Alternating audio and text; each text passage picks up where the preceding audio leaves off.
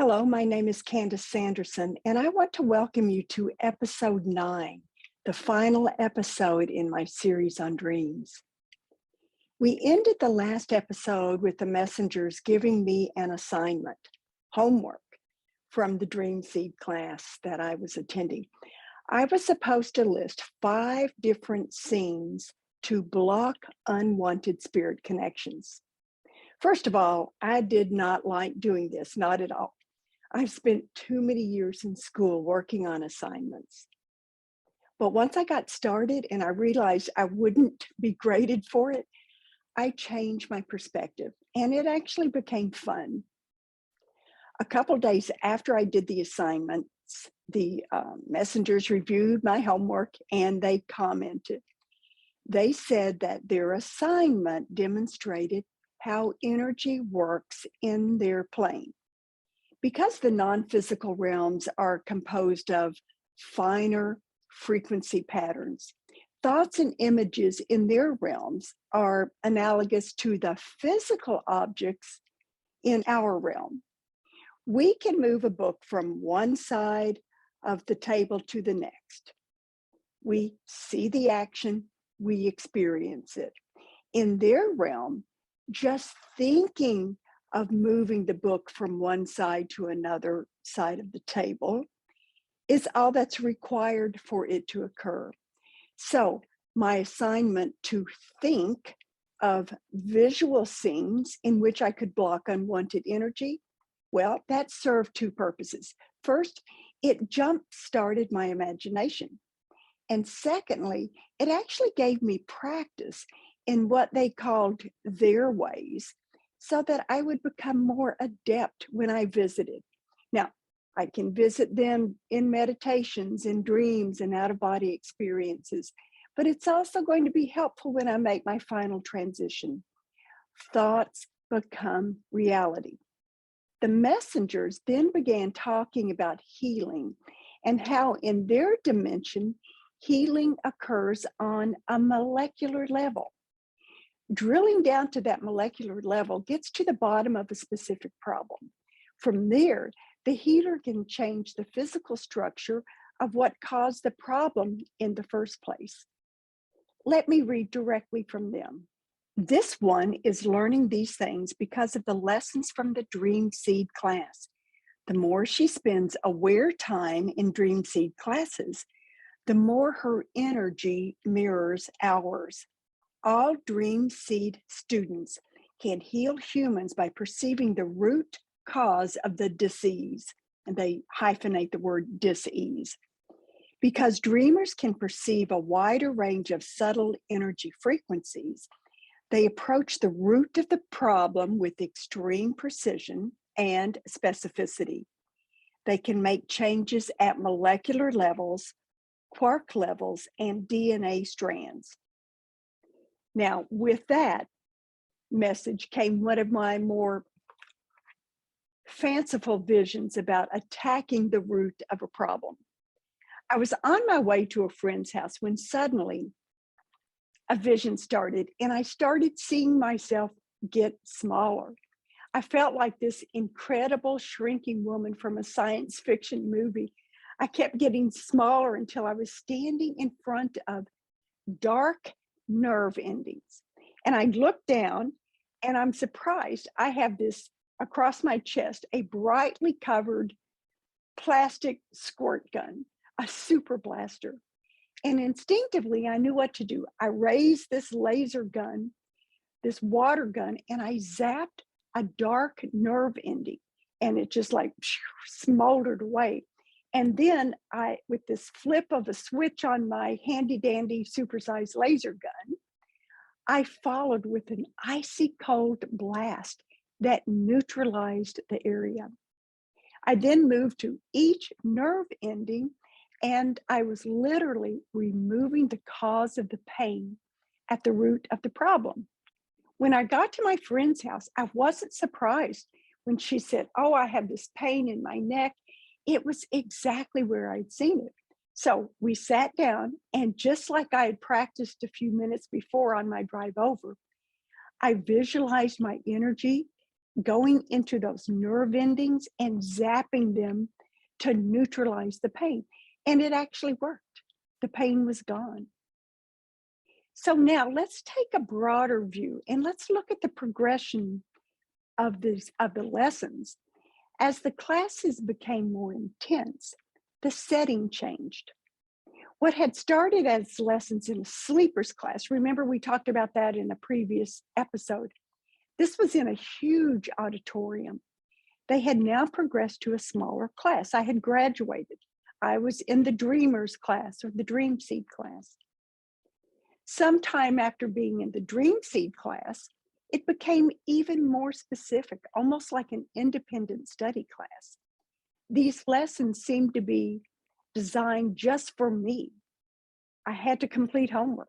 In addition, these dream seed classes started occurring not only during sleep, but during the waking state. It seemed that dimensional barriers that we crossed during sleep, well, they were just as easy to traverse during the waking state. You know, it made sense to me. All of its energy, and whether we are awake or asleep, once we tap into those frequencies, we can make changes. So I continued these dream seed classes, and a few months later, the messengers talked about the recapitulation process. If you remember that, we've mentioned it in several episodes in the past. It keeps coming up though, and this tells me that it's important. Now, I'm going to go directly to the book and read what they say about this. Humans who are dream seeds or spirit weavers, that's a new term for me, maximize the dream capitulation process. It is a part of rearranging of the energy packets that is often observed in the dream state. For others, the energy packets are placed in a queue to be accessed during the waking state, but only awakened ones can effectively engage these processes. While the physical body sleeps, the energy body is active, arranging the events of the day into coherent patterns, including the energy of interactions and thoughts. The energy remains in place until the human reaches a state of heightened awareness. And when the physical body is ready to drop away as the human transcends to another dimension. Dreams occur in the timelessness of the interface, where the rules of physics and time do not apply. When this one recalls dreams from years before, the details remain because of the timelessness of the interface when the dreams occurred. There's a couple things here. First is the introduction of the term spirit weavers. That's a new word for me. I wondered, are they the same as the dream seeds? At the time, I didn't receive any more information, but I knew it would come when the time was right. Well, I guess the time is right now, because as I prepared for this episode, more information came in. And I learned that a dream seed is a prerequisite for becoming a spirit weaver. And lessons learned through the manipulation of energies during dreams are the prerequisites, the basic requirements for becoming a spirit weaver. Spirit weavers serve a larger audience, not just those within the dream state. We can delve into more of that later. As I wrap up this series on dreams, I realize how long I've been fascinated by these dreams.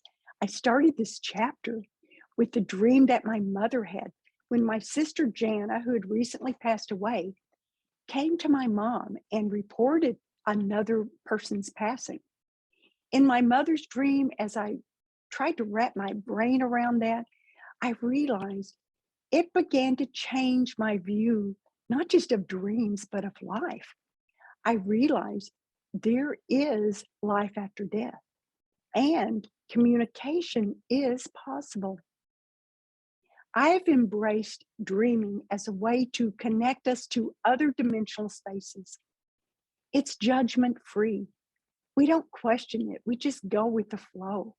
Many people use this dreaming to become more lucid and then use that lucid platform to have an out-of-body experience.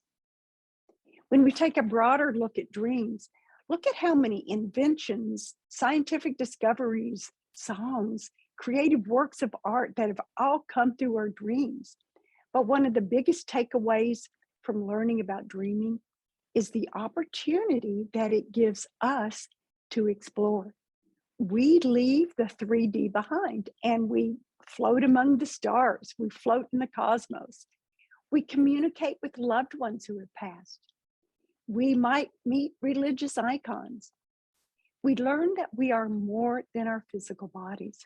It's our dreams that open these doors to the magical realms every night, to sacred realms. It's what a journey. Well, this episode wraps up my series on dreams, and it coincides with the release of I Dreamed a Dream from the Reluctant Messenger series. I Dreamed a Dream is a chapter in my first book, The Reluctant Messenger. However, I've reworked it as a standalone book. So if you've not read the first book and you're interested in dreams, you might want to check it out. From the Reluctant Messenger series, book 4, called I Dreamed a Dream. It was released July 12th of this year, 2022, and it has already hit the #1 bestseller in Amazon in multiple categories. And I thank you all for that. I'll put a link to it in the description below. It's currently an ebook, but the paperback and hardcover editions of all of these books, and right now I think there'll be 5 books in the series, they will be published in 2023. I hope you enjoyed our time together. Feel free to subscribe, comment, and like. If you have any questions, contact me. You can find my contact information on my website at CandiceSanderson.com. So until next time, dream on, and remember, it's important to be kind and to use kind words. Until next time.